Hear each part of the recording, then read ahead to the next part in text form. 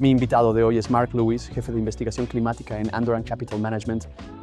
Mark es uno de los principales expertos en finanzas climáticas y ha estado en los mercados de carbono durante más de 25 años. En nuestra conversación ofrece una visión increíble y una verdadera clase magistral al hablar sobre el EU ETS, así como el Acuerdo de París y la evolución del mercado de carbono.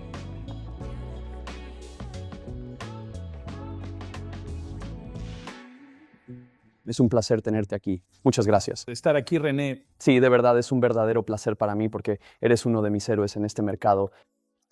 Como introducción, si me lo permites, Por supuesto. quiero decir, has estado en los mercados de carbono y alrededor de ellos durante bastante tiempo. Sí, ciertamente sí. Así que yo te clasificaría como uno de los OGs, el viejo dios de este mercado. Y bueno, estábamos conversando fuera de cámara sobre esto. Existe una profundidad de conocimiento que tú y tus colegas poseen, ¿verdad? Y en efecto, esa voz ha estado esencialmente ausente. Hay un sesgo hacia la actualidad, representado en el mercado por los nuevos participantes e integrantes. Y esos son personas que han llegado en los últimos 2, 3, 4, 5 años potencialmente. Pero tu carrera en el carbono abarca más de 2 décadas. ¿Podrías complacerme y, para beneficio de la audiencia, dar un breve resumen de tu experiencia? Y el micrófono es tuyo. Por supuesto. Gracias. Bueno, quiero decir, yo era analista de servicios públicos, cubría el sector de servicios públicos europeo, los generadores de energía, las grandes empresas alemanas y francesas de servicios públicos. Y en 2005 tuvimos la introducción del mercado europeo de carbono y escribí un artículo explicando cómo pensaba que esto iba a cambiar la dinámica del panorama de rentabilidad para los generadores europeos, ¿verdad? Y sin yo saberlo en ese momento, quiero decir, fue un trabajo interesante de por sí. Pero sin que yo lo supiera, yo trabajaba en Deutsche Bank en ese entonces. Deutsche estaba en proceso de crear un equipo de materias primas dentro del cual iba a haber un equipo de carbono. Eso incluía la originación de carbono, el comercio de carbono y una mesa de ventas. Quiero decir, teníamos a 4 personas vendiendo carbono europeo a participantes obligados a cumplir. Así que me pidieron que pasara de investigación de acciones a investigación de carbono dentro del departamento de materias primas. Y en efecto, creo que fui el primero. El primer analista de carbono dedicado a tiempo completo en la City de Londres. Así que Esa es una gran distinción. fue muy emocionante. Esto fue a finales de 2005. Había mucho interés político en el tema. Así que me llevaban a reuniones con responsables políticos, con altos cargos dentro del banco. El vicepresidente de Deutsche Bank se interesó mucho por el carbono. Pude asistir a muchas reuniones de alto nivel con él, haciendo lo que en ese momento llamábamos diplomacia del carbono. Pero el enfoque siempre estaba en el trabajo diario, que era investigar los mercados de carbono europeos y de la ONU. Los mercados de carbono de Kioto, el MDL y la MOC y demás. Así fue como me involucré en esto. Entonces, el efecto del mercado de carbono 1.0. Exactamente. Quiero decir, yo defino la historia de los mercados de carbono tal como los conocemos hoy en día, realmente. Desde la aparición del primer gran mercado de cumplimiento, el EU ETS, que sigue siendo hoy en día exactamente el buque insignia, el mercado global de cumplimiento. Por supuesto, los mercados voluntarios son anteriores a eso, pero realmente no había tanto entusiasmo en torno a ellos hasta que existió un mercado de cumplimiento consolidado. Eso no es muy diferente de donde nos encontramos hoy. Así que es como si la historia se repitiera. Completamente.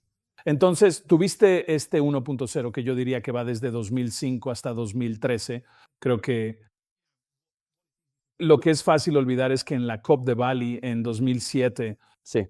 la Unión Europea en ese momento ya dijo que no aceptaría más los créditos de MDL y ahí, más allá de 2020, y que ciertas metodologías quedarían completamente excluidas ya desde 2013.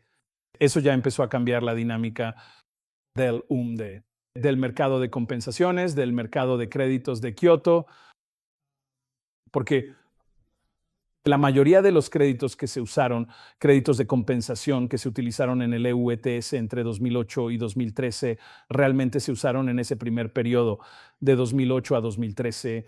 Y como resultado, lo que ocurrió fue que llegó la crisis financiera global Iba a decir, ese es un momento realmente importante en el tiempo. Quiero decir, fue una verdadera lástima, tanto en términos del desarrollo del mercado, porque ya se había desarrollado mucha experiencia, como también en términos de la priorización política, porque una vez que la economía global empezó a entrar en picada, crisis financiera, recesión, el cambio climático bajó en la lista de prioridades para los responsables políticos. Y entonces lo que sucedió fue que el precio de los permisos europeos cayó de manera muy drástica. Habíamos alcanzado el máximo. El primer pico del carbono fue en julio de 2008, cuando alcanzamos los 30 euros por tonelada por primera vez. Lo recuerdo. Fue en esa época cuando entré al mercado. Exacto, exacto. Bueno, unos meses después, solo unos meses después. En febrero de 2008 ya estábamos en 8 euros por tonelada, así que cayó en 2/3 durante ese periodo. Y hubo un efecto similar en el precio o el valor de los créditos de Kioto también. Absolutamente. Así que esto fue un gran shock para el mercado y sosteníamos que todavía había un enorme interés en el lado del cumplimiento. Todavía hay mucho interés por parte de los actores europeos de cumplimiento. Para utilizar las cuotas, tenían que importar créditos CDM y JI, pero dado que el valor, el precio de los permisos europeos había caído, probablemente había menos incentivos para salir y desarrollar nuevos proyectos. Y así que ya sabes, para 2012 y en particular al entrar en 2013, la economía europea seguía bastante en horas bajas, estancada. El mercado realmente entró en una especie de periodo de suspensión y tuvimos precios del carbono en Europa realmente entre 2000, diría que entre 2011 y hasta 2000, digamos 17, precios por debajo de 10 euros la tonelada, cifras de un solo dígito durante mucho tiempo. Y luego la buena noticia fue que la Unión Europea se dio cuenta de que esto era insostenible. Si quería seguir a la vanguardia y ser considerada como líder global en la formulación de políticas sobre cambio climático. Así que la UE presentó una reestructuración muy significativa del mercado europeo de carbono, realmente una renovación. Lo que hicieron fue introducir un mecanismo que permitiera en la práctica absorber el excedente de permisos. Me gusta llamarlo un cuasi Banco Central para el carbono. Lo que hicieron fue implementar este mecanismo o presentaron la legislación en 2017. El propio mecanismo, la Reserva de Estabilidad del Mercado, entró en vigor en 2019. Pero lo que hicieron esencialmente fue establecer un mecanismo que cada año eliminaría una cierta cantidad del inventario pendiente en el mercado para asegurar que hubiera una dinámica saludable entre la oferta y la demanda y además un precio más alto. Porque creo que al crear una escasez, este tipo de reducción lineal de los permisos y ese riesgo material, o mejor dicho, ese impacto material en relación con el resultado, ¿verdad? Y no en términos de precio, sino en el comportamiento de las industrias que están reguladas bajo la UE. Absolutamente. De eso se trata todo esto. Siempre me gusta volver a los primeros principios cuando explico la fijación de precios del carbono. ¿Qué es lo que realmente estamos valorando? Porque las emisiones de carbono pueden parecer muy abstractas para mucha gente. Así que retrocedamos un paso más. ¿Para qué está ahí el mecanismo de precios en primer lugar? ¿Sabes? Si abres cualquier libro de texto de economía, el mecanismo de precios existe para asignar recursos escasos. Así que la pregunta es, ¿cuál es el recurso escaso que estamos tratando de asignar aquí de la manera más eficiente posible? Y la respuesta es que el recurso escaso es, en realidad, la cantidad de espacio que queda en la atmósfera para mayores concentraciones de gases de efecto invernadero. Desafortunadamente, las emisiones de carbono en sí mismas no son escasas, ¿sabes? Son demasiado abundantes. Por eso tenemos un problema de cambio climático.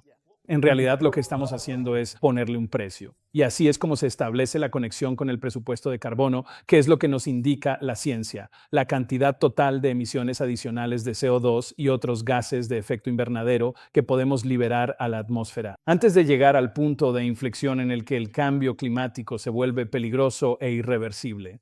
Y, sabes, ahora tenemos, bajo el Acuerdo de París firmado en 2015, tenemos un acuerdo por parte de todos los países del mundo a intentar limitar el aumento de la temperatura media global a no más de 2 grados por encima de los niveles preindustriales y hacer el mayor esfuerzo posible para asegurar que no supere los 1,5 grados.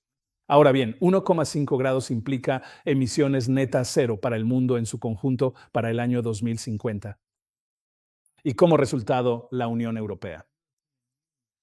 Ha implementado, al igual que otras jurisdicciones, el Reino Unido, California, y creo que veremos cada vez más jurisdicciones sumándose a esto. Estamos viendo, yo resido en Singapur y Singapur ha aumentado, acaba de lanzar un impuesto al carbono con el componente de fungibilidad relacionado también con las compensaciones, lo cual refleja los primeros días del EU ETS. Vemos un sistema similar en Colombia, Corea y, como mencionaste, están surgiendo otras jurisdicciones. Realmente es interesante observar los cambios de políticas y las iniciativas que están ocurriendo en respuesta al Acuerdo de París. Se están tomando muchas lecciones, como acabas de señalar, de lo que ha sucedido en las primeras etapas de los mercados de carbono. Absolutamente.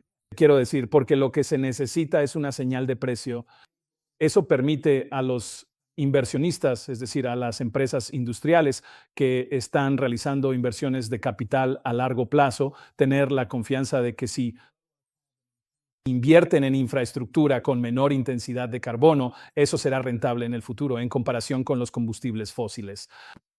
La infraestructura energética que tenemos hoy en día, y si me permites usar un poco de jerga, creo que vale la pena para tus oyentes y espectadores. El tema realmente gira en torno a la asignación eficiente de recursos, como digo, y realmente hay tres tipos de asignación de las que hablamos en términos económicos. La primera es tres tipos de eficiencia.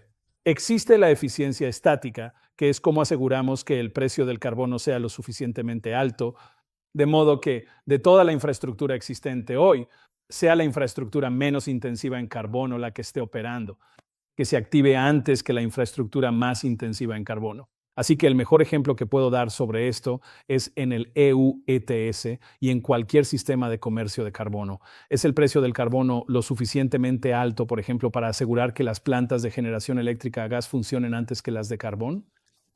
Justo iba a decir eso. En realidad esa es la prueba de fuego, en efecto, de lo que ha sucedido en el EU ETS. Totalmente. Y tú estabas, de hecho, viendo el lado del análisis de eso. No voy a mencionar nombres específicos, pero de esas empresas de servicios públicos, como mencionaste. Sí, absolutamente. Y el sentir general en los medios en ese momento era que estos eran los grandes villanos, los grandes contaminadores. Pero en realidad esa política de cambio llevó efectivamente a una transformación de sus operaciones comerciales y realmente hizo que el carbón fuera una inversión inviable. Realmente. Y luego conduce a esta parte de la transición energética en torno al componente del gas. Absolutamente. Ese es un muy buen ejemplo. Ha sido sumamente importante. Sabemos con certeza que un sistema EU ETS o un sistema ETS de cualquier tipo, si está bien diseñado, tendrá eficiencia estática. El precio llegará al nivel que incentive que la infraestructura menos intensiva en carbono sea rentable en comparación con la infraestructura más intensiva en carbono. Pero también tenemos que tener en cuenta otros dos tipos de eficiencia. Correcto. ¿Cuáles son esos? Eficiencia dinámica. Un precio del carbono lo suficientemente alto como para asegurar que exista un incentivo para invertir hoy en las tecnologías que realmente resolverán el problema. Y es que he escrito mucho sobre esto y he hablado acerca del precio del carbono. Necesitamos, por ejemplo, en el ámbito industrial, hacer que el hidrógeno verde sea más competitivo que el hidrógeno gris, siendo el hidrógeno gris, en efecto, la única fuente de hidrógeno hoy en día. Y es muy intensivo en carbono para asegurarnos. Sí, Sí. diferente insumo, una especie de energía, utilizada para crear el hidrógeno. Exactamente, básicamente estás quemando gas.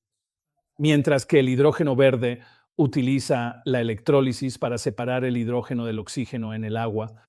Ahora, sabes, ahí necesitas un precio del carbono más alto, entonces una eficiencia dinámica para asegurar que la inversión se esté asignando adecuadamente para el futuro.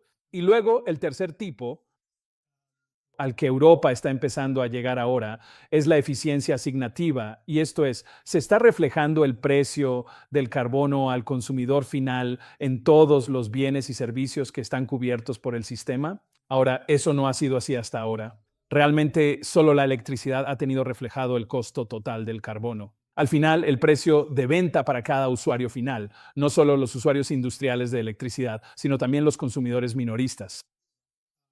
Pero ¿qué pasa con el precio final para el usuario del acero, el precio final del cemento y así sucesivamente? El consumidor promedio, si compras una casa nueva, está pagando el costo total de todos los materiales de construcción que fluye a través de la economía.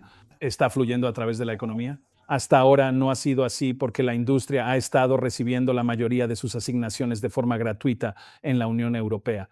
Y eso es porque sería muy punitivo para la industria europea si tuvieran que pagar este alto precio del carbono. Ahora tenemos precios del carbono de, ya sabes, 75, 80 euros por tonelada, mucho más altos que cualquier cosa que habíamos visto hasta el año pasado y aún mucho más altos que en cualquier otra jurisdicción del mundo. Y así, la forma en que Europa ha resuelto ese problema desde el punto de vista de la industria europea es asignar sus derechos de emisión de carbono de forma gratuita. Pero de cara al futuro, especialmente a partir del próximo año, cuando el tope comience a endurecerse de manera mucho más agresiva, recibirán muchas menos de sus asignaciones de forma gratuita.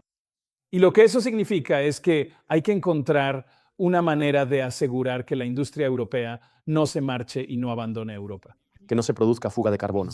Exacto. Pero eso nos lleva entonces al CBAM. Exactamente. Así que ahora tenemos la introducción del CBAM, el mecanismo de ajuste en frontera por carbono, que en la práctica es un impuesto al carbono en la frontera europea. Para bienes intensivos en carbono que ingresan, exactamente. Así que si eres un productor de acero indio o un productor de acero chino y quieres exportar al mercado europeo, en el futuro tendrás que pagar el mismo precio del carbono que los productores de acero europeos, para que no estés injustamente, para que no tengas una ventaja injusta relativamente. Teóricamente sí. Exactamente.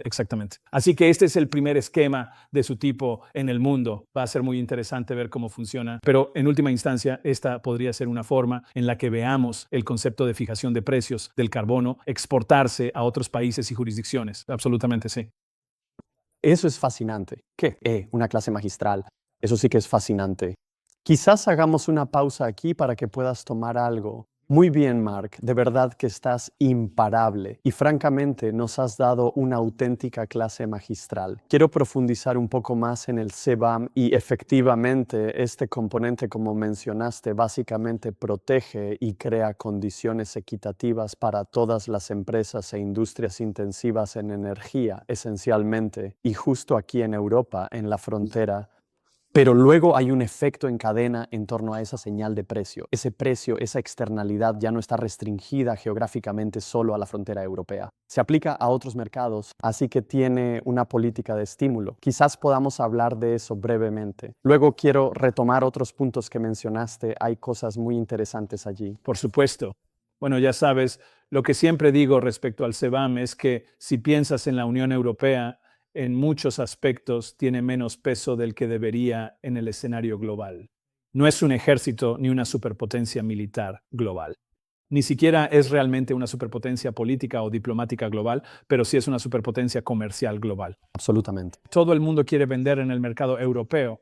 Tienes consumidores muy acomodados, economías muy desarrolladas. Exactamente.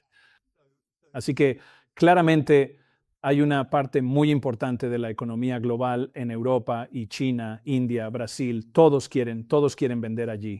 Eso le da a la Unión Europea poder de negociación. ¿Correcto? Y noto con interés que China ahora está en las primeras etapas de intentar incluir otras industrias intensivas en energía en su propio incipiente mercado nacional de carbono, más allá del sector eléctrico, que ha sido el primer sector allí. Así que creo que eso es prueba de concepto de que si incluso China ahora está considerando seriamente cómo incluir otras industrias intensivas en energía en el CBAM, entonces eso te dice, en el contexto chino, el ETS, entonces te está mostrando que el CBAM realmente está teniendo un efecto. Y escuchamos y vemos esto también en otras jurisdicciones en relación con sus preocupaciones sobre la capacidad de vender en el mercado europeo en el futuro. Así que creo que es una legislación increíblemente importante en términos de cómo puede moldear el debate global sobre la tarificación del carbono en el futuro. Quiero decir, eso no significa que todo vaya a ser un camino de rosas, ni mucho menos. No, por supuesto que no. vas a encontrar resistencia y habrá complicaciones en la implementación, especialmente en lo relacionado con la contabilidad y todo lo que implica la complejidad de los análisis de ciclo de vida, las evaluaciones de impacto, etcétera, para todos estos productos diferentes en la frontera. Sí, pero no hay duda de que la política establece una directriz muy, muy fuerte y creo que ese es el legado exacto en cuanto al impacto y la inteligencia de ese diseño. Completamente. Incluso ahora en Estados Unidos, creo que leí hace unos días que un par de senadores presentaron planes para potencialmente legislar un impuesto fronterizo al carbono en Estados Unidos. Sí, pero eso es lo que ocurre a nivel de la OMC. Es una medida de represalia. Absolutamente. Se produce efecto dominó, exacto, ocurre en un lugar. Y luego efectivamente tienes esto, como mencionaste antes, el componente de apalancamiento. Y creo que eso es realmente importante y que hablas mucho de eso en relación con el CBAT.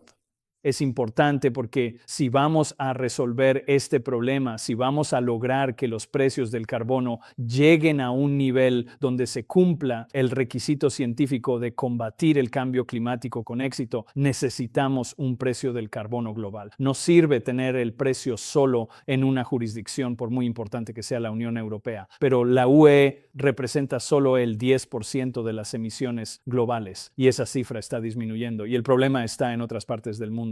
Así que cualquier cosa que pueda conectar el precio del carbono en Europa con el precio en otras jurisdicciones es muy importante. Así que es un papel catalizador, distribuyendo esa señal de precio de manera amplia para crear un precio universal, lo cual será crucial en ese sentido. Y otra área que creo que va a ser muy importante es el artículo 6, bajo el Acuerdo de París. Así que el artículo 6, un gran tema, un tema muy importante. No podemos abordar todas sus ramificaciones, pero es un verdadero elefante en la sala. Me alegra abordarlo. Pero, sabes, tal vez pueda dar mi impresión de cómo el artículo 6 cambiará la forma y la naturaleza del mercado global de carbono. Entonces, el artículo 6 es el sexto artículo del Acuerdo de París. Y el artículo 6, párrafo 4, el 6.4, permite el comercio de créditos entre naciones soberanas que tienen una obligación de cumplimiento bajo el Acuerdo de París y entidades corporativas que, aunque ellas mismas pueden no tener obligaciones de cumplimiento o cuando no las tienen bajo el Acuerdo de París, pueden tener un requisito de usar compensaciones de carbono en esquemas de cumplimiento o ciertamente pueden tener requisitos futuros para ello. Volveré a eso en un momento con respecto al ETS de la UE, o bien tienen un incentivo reputacional muy fuerte para comprar compensaciones de alta calidad para su marca, porque existe una gran presión social sobre las empresas con grandes emisiones para reducir su huella de carbono en línea con el Acuerdo de París. Así que creo que lo que hará el artículo 6 en última instancia es cambiar por completo el panorama de lo que hoy llamamos el mercado voluntario de carbono. Ese es el mercado en el que las empresas salen y compran créditos en su mayoría de proyectos muy valiosos que reducen las emisiones. Pero no hay duda de que el mercado voluntario ha tenido su buena cuota de problemas reputacionales. Creo que lo interesante del artículo 6 es que si en el futuro una empresa puede comprar un crédito a una entidad soberana, iba a decir que ese es el meollo del argumento aquí, con un sello de la ONU que indica que este crédito está registrado bajo el marco contable del Acuerdo de París y que figura en el balance de ese país. Y una vez que venden ese crédito a usted como entidad corporativa, ya no pueden utilizar esa reducción de emisiones para sus propios fines en el cumplimiento del Acuerdo de París. Así que tienes este ajuste correspondiente vinculado al crédito del artículo 6. El país en cuestión, digamos que es Perú o México o cualquier otro, entonces tiene que hacer una reducción adicional en su propia economía. Y como dijiste antes, en efecto, esto genera aún más escasez. Así es, absolutamente así es. Y lo que también logra es dar mucha mayor confianza a la sociedad civil de que una entidad corporativa que compra uno de estos créditos realmente está contribuyendo a reducir las emisiones a nivel global, porque está registrado bajo el marco contable del Acuerdo de París. De hecho, respecto a tu comentario sobre el aumento de la escasez, René, si una entidad corporativa que no tiene una obligación de cumplimiento adquiere y finalmente retira un crédito del artículo 6 con un ajuste correspondiente, está yendo más allá de los cálculos del Acuerdo de París, porque no tenía esa obligación bajo París y la obligación para la entidad soberana que le vendió ese crédito sigue existiendo. Así que obtienes la reducción de emisiones en el territorio que te lo vendió y, en efecto, una adicional, porque no había obligación de cumplimiento si se usa solo con fines voluntarios. Ahora, lo que realmente me entusiasma del artículo 6 y los ajustes correspondientes es que, a medida que proliferan más los esquemas de tope y comercio, la UE es la que está más avanzada. Así que volveré al ETS de la UE. El ETS de la UE tiene ahora un límite que se reduce a cero, no a cero neto o cero absoluto, en un 20% de los derechos de emisión. Exactamente. Así que el tope de permisos en el ETS de la UE cae a cero para el año 2040. Ahora, ¿qué significa eso? Significa que si eres una empresa europea con obligaciones de cumplimiento bajo el ETS de la UE, tienes que seguir reduciendo tus emisiones en un 4,2% anual compuesto de aquí en adelante y en un 4,4% a partir de 2028. Exactamente.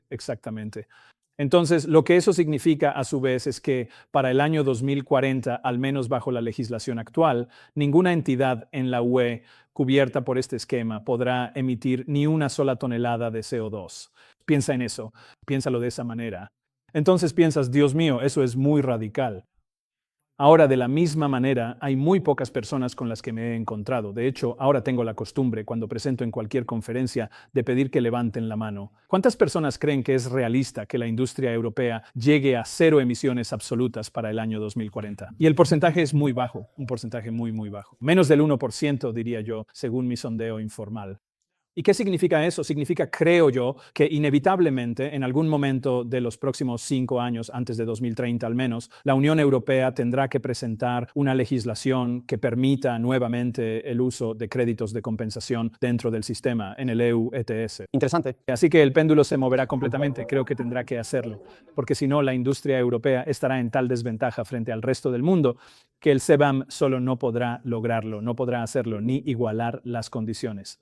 Ahora, el beneficio de hacer eso, y esta es la diferencia entre los mercados de carbono 1.0, cuando el EU ETS permitía la importación de créditos CDM y créditos JORAI, es que, en primer lugar, de lo que estamos hablando aquí son créditos que representan una reducción absoluta de emisiones, no solo una reducción respecto a la línea base, que en su mayoría era de lo que trataban el CDM y el JI. Y lo segundo es que no hay absolutamente ningún temor de doble conteo. Así que la Unión Europea, si permitiera eso en el futuro, y estoy convencido de que debería hacerlo. Bueno, si lo miras, como dijiste, desde los primeros principios, pero la lógica aquí es esa, porque para 2040 se llega a cero absoluto en cuanto a los permisos. Exactamente. Es poco probable que reviertan eso y creen un estímulo de permisos. Eso no es así. No tiene sentido. No tiene sentido. Ahora lo estás viendo, hay tiempo suficiente para implementar el artículo 6. Hay tiempo suficiente para que estos sistemas estén listos en infraestructura y registros, los países puedan transaccionar entre sí y luego interactuar con el sector privado. Ahora realmente estás empezando a ver flujos financieros de carbono. Así es. Dirigiéndose a donde puede generar impacto y hacerlo para reducir, evitar o eliminar emisiones al menor costo. Efectividad de los mercados. Muy cierto. Así que ahora tienes, por decirlo de alguna manera, insumos simétricos de estímulo en lo que respecta al CAPEX real sobre el terreno. Y el beneficio adicional de esto es que, como mencionaste, hay un estímulo para que los países en desarrollo desarrollen estos proyectos y, además, venderán esos proyectos a precios mucho más altos que el valor actual, que los precios a los que estos países, en muchos casos, venden créditos voluntarios hoy. Es decir, si lo piensas, los créditos voluntarios hoy se negocian en cualquier rango entre, ya sabes, 5 y, no sé, incluso 1 en este momento. Algunos de los puntos de referencia que acaban de verse afectados de manera bastante drástica han bajado ahora a niveles muy, muy bajos. De hecho, está por debajo de donde estaba el precio de lanzamiento, lo cual ha sido realmente doloroso en el sector basado en la naturaleza. Es realmente doloroso y muestra en esencia la elasticidad y volatilidad de los mercados. Pero como dijiste, es realmente doloroso y la esperanza es que, en esencia, esa escasez genere ahora un efecto de simetría en cuanto a los precios, que esa inflación en los precios signifique que realmente haya beneficios materiales sobre el terreno. Y también para los países, como mencionaste, en el lado de la venta, efectivamente pueden poner precio y valorar esa exportación de esas unidades de emisión. Exacto. Así que se convierte en una fuente de ingresos para el país, beneficiando a las comunidades. Y esa es realmente la genialidad del Acuerdo de París. Sí, son los bosques globales y la protección de los bosques. Ahora tienes un precio por no talar los árboles, algo que siempre ha hecho falta. Y a $1 o $2 realmente no hay ningún incentivo. Exactamente. Y para convertirlo en aceite de palma. Sí, exactamente. Importante. No, es súper importante. Y si piensas en el arbitraje aquí, donde podrías estar produciendo estos créditos a un costo relativamente bajo, pero vendiéndolos, creo que nuestras proyecciones para los precios del carbono en Europa a 5 años vista están muy por encima de los 100 euros por tonelada. Así que, en términos de dólares, digamos que probablemente estarás en algún punto entre 150 y $200 por tonelada para 2027, 2028, porque el mercado se vuelve tan ajustado. Y si eres un país en desarrollo y tienes proyectos forestales muy interesantes o proyectos de manglares, lo que sea, y puedes generar esos créditos a bajo costo, pero venderlos con una ganancia bastante decente, ¿por qué no lo harías? El incentivo estará ahí. Esto es muy emocionante. Ese es el futuro del mercado global de carbono. Los créditos de compensación con ajustes del artículo 6 tendrán una prima significativa en el mercado. Creo que no solo estoy completamente de acuerdo y suscribo esa tesis, sino que puedo decirte que eso se está demostrando actualmente en el mercado. Exacto. Y mencionaste, ya sabes, las unidades del artículo 6.4 en la práctica y la interacción con el sector privado. Creo que Corsia es un ejemplo perfecto. Acabo de pasar los últimos días en una conferencia centrada en la aviación y este mismo tema es clave, esencialmente cómo operacionalizan y ejercen ese arbitraje de certificación de manera efectiva para los ajustes correspondientes que tienen. La mentalidad actual es que tienes el costo subyacente del carbono y luego, cuando aplicas el ajuste correspondiente, se añade una prima adicional. Todavía hay potencial de arbitraje. Si está a $10, ahora es 20. Pero si se vende y se vuelve fungible en un sistema que puede estar a $100, los flujos financieros van en masa y a gran escala, porque los mercados financieros, gestores de activos, asignadores de capital y fondos de cobertura pueden liberar ese capital a gran escala. Sí, no, absolutamente. Volviendo al punto que discutíamos antes, cuando piensas en esta idea de escasez y en valorar la cantidad limitada de espacio que queda en la atmósfera, este es el recurso más escaso de todos, porque si excedemos el presupuesto de carbono, terminaremos con un planeta inhabitable. Así que no creo que sea ninguna exageración decir que ponerle precio al carbono es lo más esencial que podemos hacer por las futuras generaciones. Quiero decir también por nuestro propio bienestar, pero en particular por las generaciones futuras, porque este es el recurso más escaso de todos. La cantidad de espacio que queda en la atmósfera para mayores concentraciones de gases de efecto invernadero. Así que aunque $150 por tonelada, $200 por tonelada puedan sonar exorbitantes según la experiencia que hemos acumulado hasta ahora con la tarificación del carbono en el gran esquema de las cosas, cuando uno toma distancia y piensa en todas las cosas, en todas las demás cosas a las que les ponemos precio, donde hay precios, eso me parece una muy buena oferta para asegurar que el planeta sea habitable para futuras generaciones y para todas las demás especies con las que compartimos el planeta. No podría, eso es increíble. Gracias por decir eso. Y creo que ese es el cálculo racional que ha estado faltando en el mercado en cuanto a esa perspectiva. Tendemos todos a sentarnos en estos, como lo llama un amigo y colega mío, círculos de fuego cruzado, bien intencionados y en los que, en efecto, cada uno se enfoca en su pequeño terreno y básicamente menosprecia a los demás. Pero en realidad perdemos de vista el bosque por los árboles. Y ese tipo de evaluación racional que acabas de darnos es realmente en lo que necesitamos enfocarnos. Pero este es el impulso por el cual existen estos mercados y estas políticas, ya sea voluntario, de cumplimiento u otra modalidad en la que la gente tiende a enfocarse. El impulso es asegurar la longevidad de nuestra especie y de otras especies con las que habitar. Totalmente cierto, sí. Gracias por eso, fantástico. Siempre me gusta volver al mayor escritor de todos los tiempos, William Shakespeare, quien tiene muchas referencias al cambio climático en sus obras, como he descubierto al leerlas. Y hay una frase maravillosa en Hamlet donde el protagonista está en su momento más deprimido y habla sobre el cielo, mira hacia las alturas y dice, este majestuoso techo adornado con fuego dorado, ¿por qué no me parece otra cosa que una vil y pestilente congregación de vapores? Ahora nosotros tenemos nuestra propia vil y pestilente congregación de vapores con la que lidiar, que es la concentración de gases de efecto invernadero en la atmósfera. ¿Recuerdan la tragedia de Hamlet? La tragedia de Hamlet es su indecisión. Él no puede decidirse. No actúa con suficiente rapidez para resolver la terrible situación en la que se encuentra. Entonces, ¿qué sucede al final de la obra? Por su falta de decisión, todos mueren. Ya saben, su padrastro o su tío que se convierte en su padre muere, su madre muere, su amada muere, el hermano de su amada muere y él mismo muere. Saben, tenemos que evitar la tragedia de Hamlet. Tenemos que ser decididos y ponerle un precio al carbono hoy mismo que erradique esta vil y pestilente congregación de vapores y nos devuelva un futuro habitable para todos. Wow. Gracias. Eso fue increíble.